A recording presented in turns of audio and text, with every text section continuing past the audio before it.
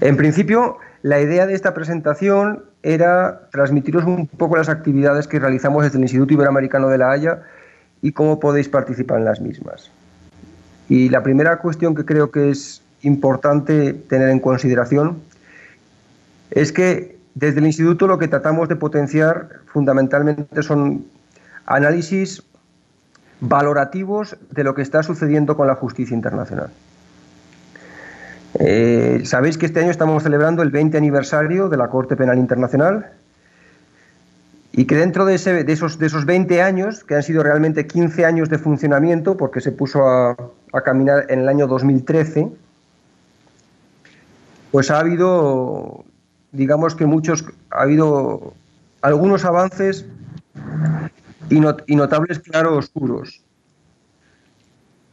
Hemos podido, de alguna forma, ya determinar la forma en la que se va a operar a lo largo de estos años, lo que son las investigaciones por la Fiscalía, como en lo que se refiere al inicio de los casos, a las actuaciones de la fase intermedia hasta la confirmación de cargos. Se han tenido los primeros procesos, los primeros juicios orales con sentencia. Hemos tenido 5 casos con sentencia y se han pronunciado las primeras apelaciones. Se han impuesto las penas y ya tenemos los primeros procedimientos de reparación. Es decir, se han completado el primer ciclo de actuaciones ante la Corte Penal Internacional. Al mismo tiempo, se han resuelto cuestiones muy conflictivas. Hemos podido resolver las cuestiones, se han resuelto las cuestiones relativas a en qué consiste un caso ante la Corte Penal en lugar de en qué consiste una situación. Cómo se aplica el análisis de admisibilidad a situaciones versus cómo se aplica ese análisis de admisibilidad a casos. Cómo vamos a funcionar con la regulación, la regulación, ¿verdad?, que permite la recalificación de los hechos a lo largo del juicio oral e incluso una vez terminado el mismo cuando estamos en la fase de deliberación, lo que en algunos ordenamientos jurídicos nacionales llamamos la presentación de la tesis. Asimismo, ya de alguna forma se ha comenzado a caminar en lo que es el establecimiento de un sistema de determinación de la pena, sobre la base de la gravedad del delito, de la gravedad del modo de participación del imputado, sus circunstancias personales y luego las circunstancias agravantes o atenuantes que hayan podido concurrir. Al mismo tiempo, se ha comenzado a caminar en los principios de reparación, una cuestión particularmente compleja, puesto que ahí digamos que ha habido una tensión entre las reparaciones individuales, los sistemas de reparación colectivas, las reparaciones colectivas cara a la comunidad en su conjunto y aquellas que podemos hablar que tienen una naturaleza más bien simbólica. Bien, entonces desde la perspectiva de iniciar los procedimientos judiciales y terminar los primeros procedimientos judiciales, digamos que la Corte Penal Internacional durante estos 15 años ha desarrollado esa función y ha afirmado, digamos, ha configurado ciertas cuestiones que estaban abiertas en el Estatuto de Roma. Por otra parte, la Corte Penal durante estos años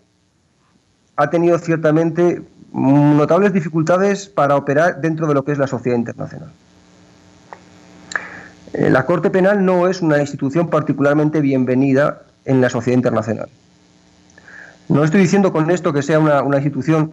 que levante la oposición general de los estados que conforman la sociedad internacional, pero sí es cierto que hay una parte importante de los mismos que no acaba de estar convencida de la necesidad de tener una Corte Penal Internacional, e incluso algunos que tienen actitudes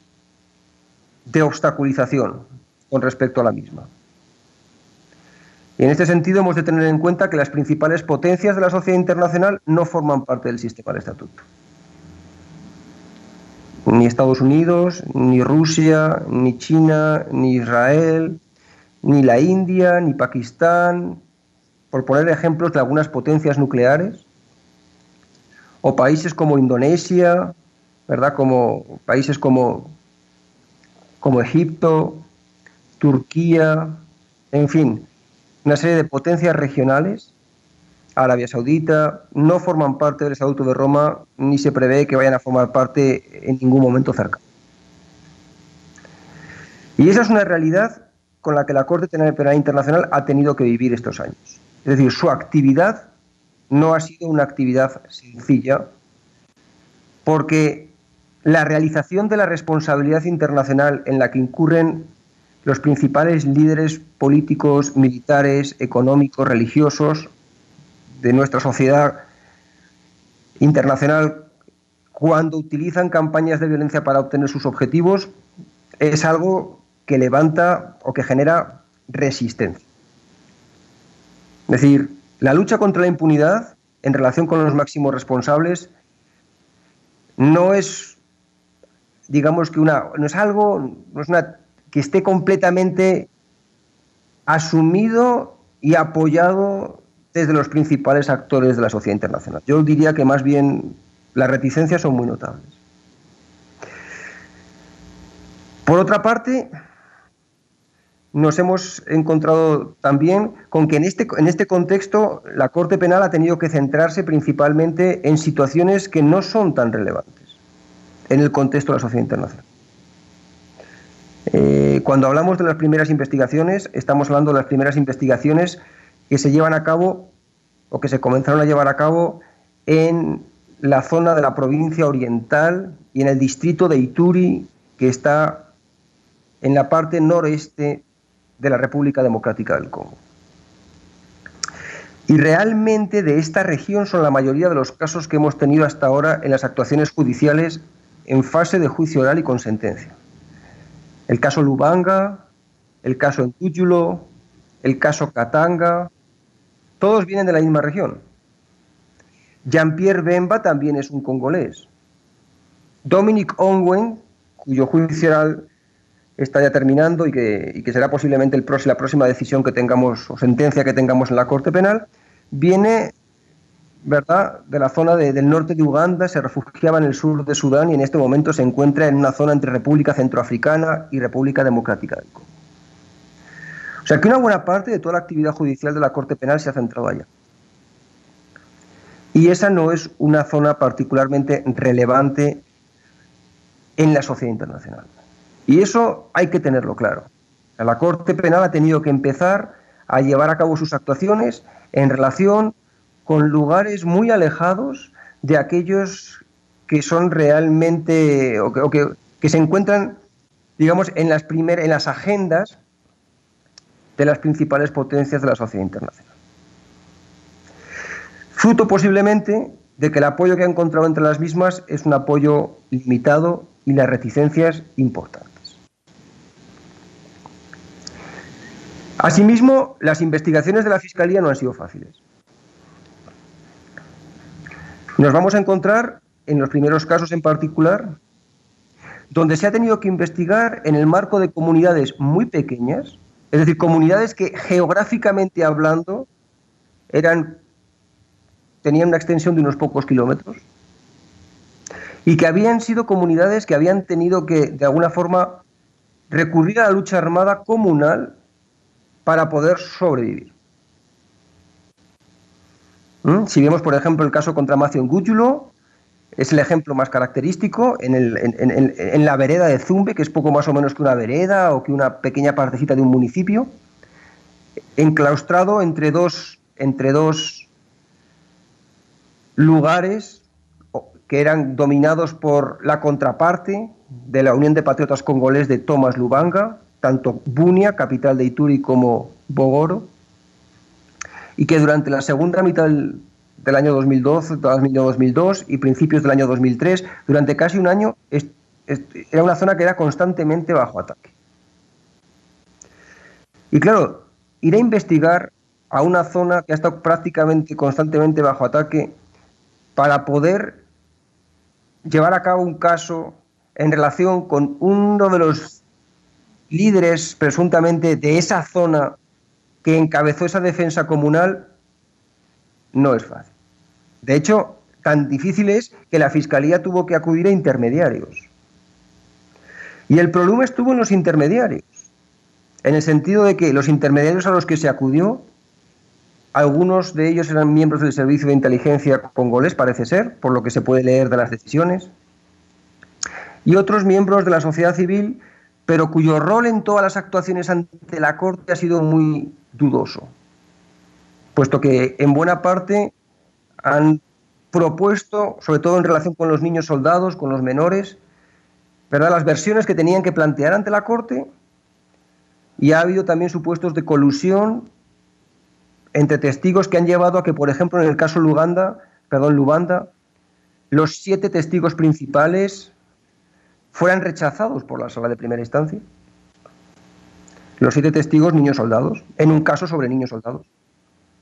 Y que en el caso Katanga y en el caso Ngúchulo, la sala de primera instancia asimismo tuviera que rechazar a aquellos testigos que parecían testigos principales en tanto en cuanto eran guardaespaldas jóvenes que habían estado acompañando a los imputados a lo largo de sus actuaciones durante el periodo en que se cometieron los delitos.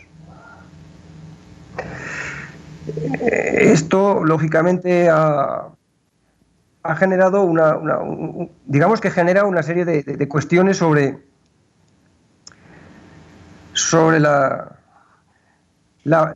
la posibilidad, en primer lugar, de llevar investigaciones en relación con estas situaciones en las que nos encontramos con defensas de carácter comunal, y cuando hablo de carácter comunal me refiero a que en la que participan adultos, hombres y mujeres, niños, gente mayor, porque está en juego la existencia de la comunidad. Y en segundo lugar, la estrategia de la Corte, de la Fiscalía de la Corte, y sobre todo las posibilidades que tenía la Fiscalía de la Corte de haberlo hecho distinto o de hacerlo diferente en otro tipo de contextos en el futuro. Bien, este es el tipo de cuestiones que nosotros queremos plantear, y este es el tipo de debates que queremos plantear desde el Instituto Iberoamericano de La Haya.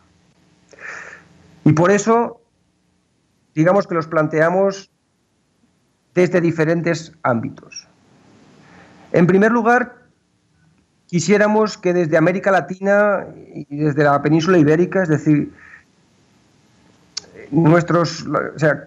jóvenes investigadores participasen en los certámenes de ensayos que llevamos a cabo,